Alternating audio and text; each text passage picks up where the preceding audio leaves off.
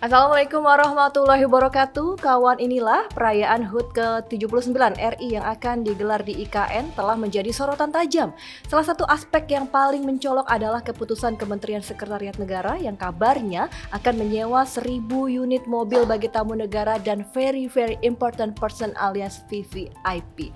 Wow, kemudian tentang permintaan maafnya Presiden Joko Widodo di acara zikir dan doa kebangsaan 79 tahun Indonesia Merdeka pada 1 Agustus lalu. Saat itu Jokowi juga terlihat menitikkan air mata ketika zikir dan doa dilantunkan bersama para hadirin di halaman depan Istana Merdeka Jakarta. Informasi selanjutnya datang dari KPK. Panitia seleksi calon pimpinan dan Dewan Pengawas KPK adalah kunci. Di tangan merekalah tapisan awal untuk menentukan nasib calon komisioner dan pengawas lembaga anti rasuah dilakukan. Separuh penapisan lainnya ada di tangan DPR yang akan melakukan uji kelayakan terhadap hasil seleksi pansel serta memilih komisioner dan dewas KPK. Semua informasi tadi itu akan kami rangkum dalam Inilah Berita bersama saya, Restu Wulandari. Perayaan Hari Ulang Tahun ke-79 Republik Indonesia yang akan digelar di Ibu Kota Nusantara atau IKN Kalimantan Timur telah menjadi sorotan tajam. Salah satu aspek yang paling mencolok adalah keputusan Kementerian Sekretariat Negara yang kabarnya akan menyewa 1.000 unit mobil bagi tamu negara dan very important person alias VVIP.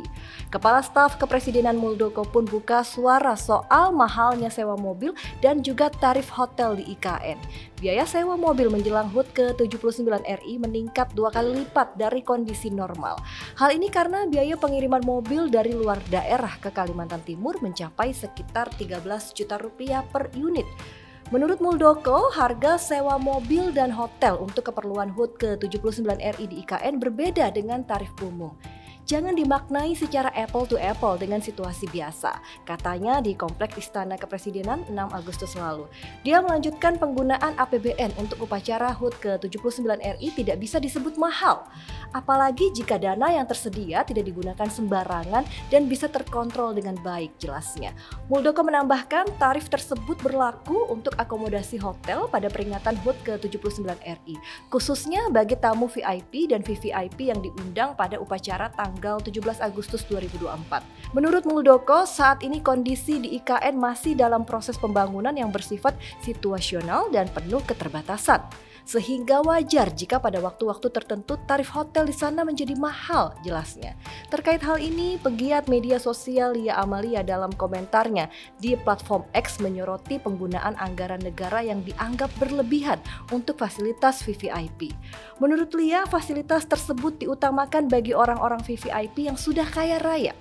Pokoknya orang-orang VVIP yang sudah pada kaya raya itu diistimewakan banget deh, ujar Lia dalam keterangannya di platform X @LiaSister. Seperti dikutip inilah.com 7 Agustus 2024. Ia menilai bahwa pembiayaan fasilitas ini berasal dari uang negara yang notabene merupakan pajak yang dibayarkan oleh rakyat.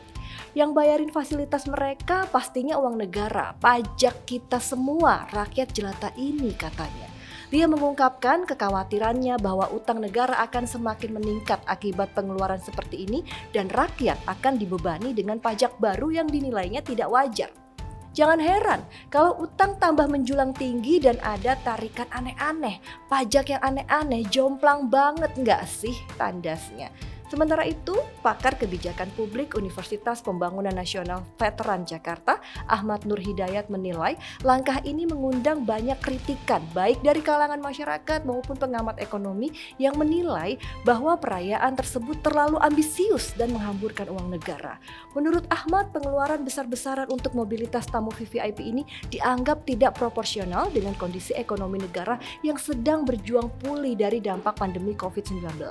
Setiap unit mobil membutuhkan biaya pengiriman sebesar 13 juta rupiah yang menambah beban biaya penyewaan mobil tersebut. Harga sewa mobil yang melonjak hingga 100% dari harga normal menunjukkan adanya inflasi biaya yang tidak terkendali, kata Ahmad. Toyota Fortuner misalnya, yang biasanya disewa dengan harga 2,5 juta per hari, kini mencapai 5 juta rupiah per hari. Sementara Toyota Alphard yang biasa disewa 7 juta rupiah per hari, melonjak menjadi 25 juta rupiah per per hari. Lonjakan harga ini memperlihatkan adanya ketidakseimbangan antara permintaan dan ketersediaan unit mobil yang seharusnya dapat diantisipasi oleh pemerintah melalui perencanaan yang lebih matang. Ahmad menilai keputusan ini tidak hanya membebani anggaran negara tetapi juga menunjukkan kurangnya sensitivitas terhadap kondisi ekonomi masyarakat. Dalam situasi di mana banyak warga masih berjuang untuk pulih dari kesulitan ekonomi akibat pandemi, rakyat kebingungan cari nafkah karena kehilangan pekerjaan. Pengeluaran sebesar ini untuk acara seremonial dianggap sebagai bentuk ketidakadilan dan pemborosan. Perayaan HUT ke-79 RI di IKN seharusnya menjadi momen untuk menunjukkan solidaritas dan komitmen pemerintah terhadap pemulihan ekonomi rakyat. Alih-alih menghamburkan uang untuk fasilitas mewah bagi tamu VVIP, dana tersebut bisa dialokasikan untuk program-program yang lebih berdampak langsung bagi masyarakat seperti bantuan sosial, pembangunan infrastruktur yang mendukung perekonomian lokal, atau peningkatan layanan kesehatan dan pendidikan, kata Ahmad. Menurut dia, keputusan seperti ini juga berdampak pada persepsi publik terhadap pemerintah. Ketika masyarakat melihat pemerintah mengeluarkan dana besar untuk hal-hal yang dianggap tidak mendesak, kepercayaan terhadap kebijakan dan kepemimpinan pemerintah bisa menurun. Dalam situasi ekonomi yang masih rentan, kebijakan ini menunjukkan kurangnya sensitivitas pemerintah terhadap kondisi masyarakat. Sebagai alternatif, menurut Ahmad, pemerintah perlu mempertimbangkan langkah-langkah yang lebih bijak dan efisien, seperti optimalisasi fasilitas lokal, fokus pada kesederhanaan dan penggunaan transportasi publik. Dengan begitu, perayaan HUT RI bisa tetap meriah tanpa harus membebani anggaran negara dan masyarakat.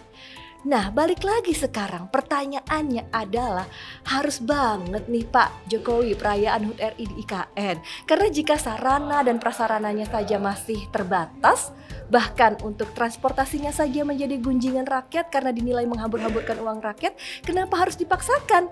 Ingat, hutang masih menjulang tinggi loh. Momen acara zikir dan doa kebangsaan 79 tahun Indonesia Merdeka pada 1 Agustus lalu menarik perhatian. Di situ Presiden Joko Widodo yang juga mewakili Wakil Presiden Maruf Amin menyampaikan permohonan maaf atas segala kesalahan dan kekhilafan selama menjalankan amanah selaku Presiden dan Wakil Presiden. Kami sangat menyadari bahwa sebagai manusia kami tidak mungkin dapat menyenangkan semua pihak. Kami juga tidak mungkin memenuhi harapan semua pihak. Saya tidak sempurna, saya manusia biasa, kesempurnaan itu hanya milik Allah Subhanahu wa Ta'ala. Ucap Jokowi yang agak tercekat saat memulai permintaan maafnya. Presiden Jokowi juga terlihat menitikkan air mata ketika zikir dan doa dilantunkan bersama para hadirin di halaman depan Istana Merdeka Jakarta. Permintaan maaf oleh Presiden menjelang akhir masa jabatan bukan hanya dilakukan Jokowi.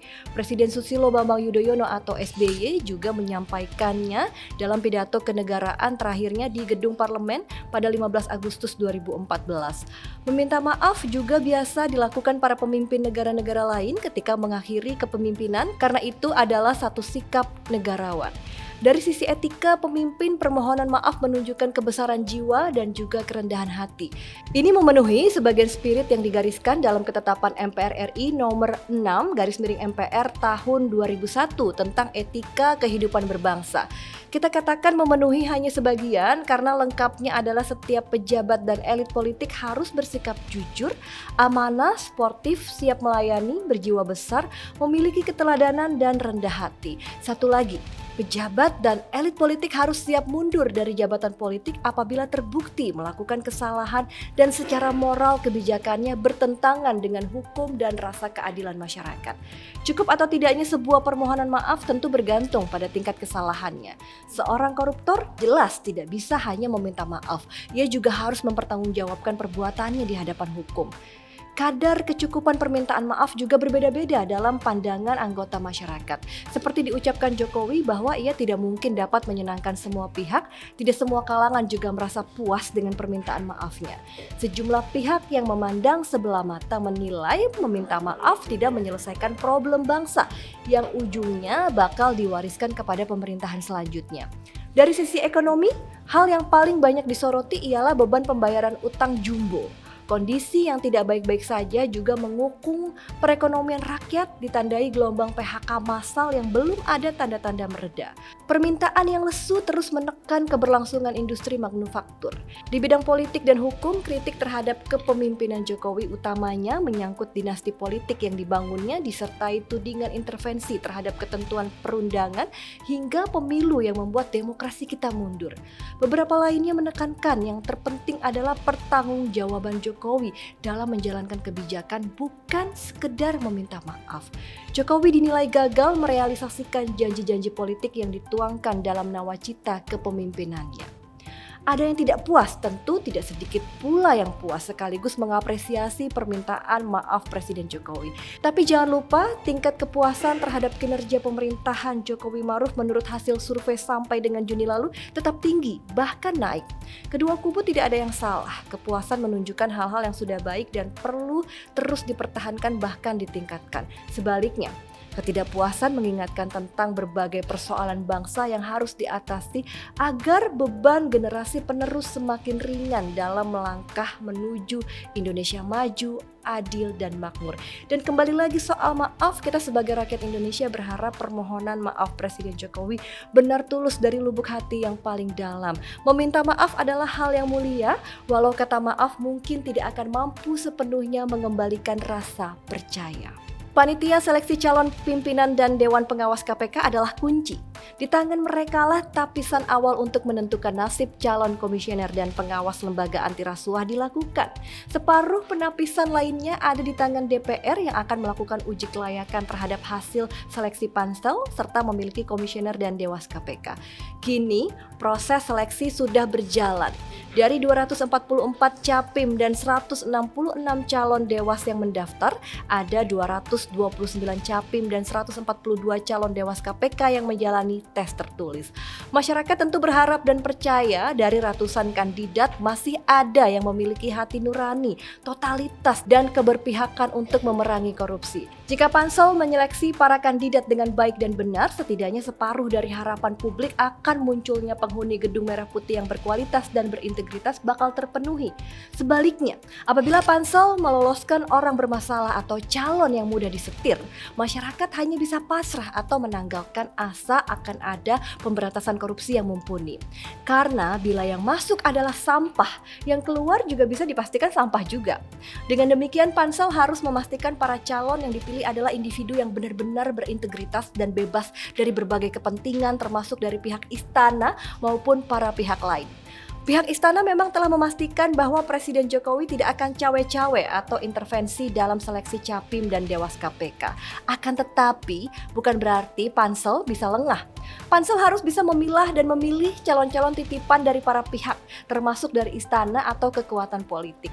Karena memang sangat banyak pihak yang berkepentingan terhadap KPK khususnya untuk melemahkan langgam penanganan korupsi. Bila sampai ada calon titipan lolos, tentu akan mengganggu independensi, bias dalam menangani kasus, dan hanya akan memunculkan citra negatif.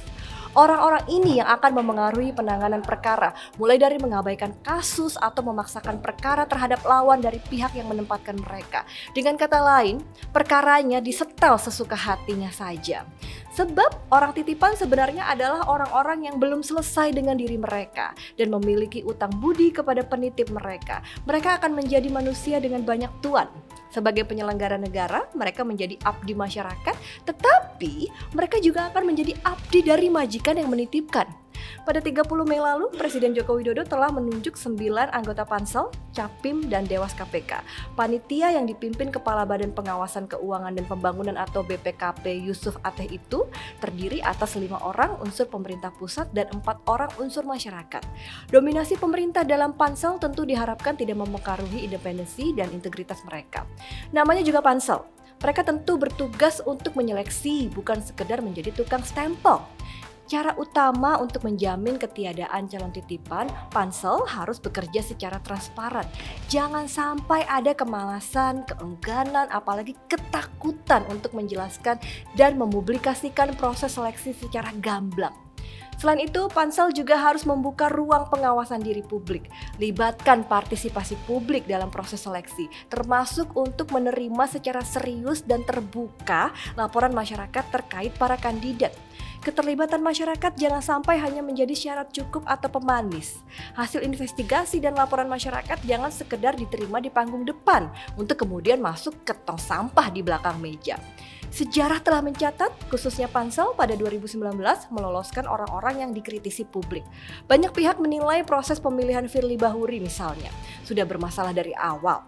Ujung-ujungnya dia terbukti bermasalah.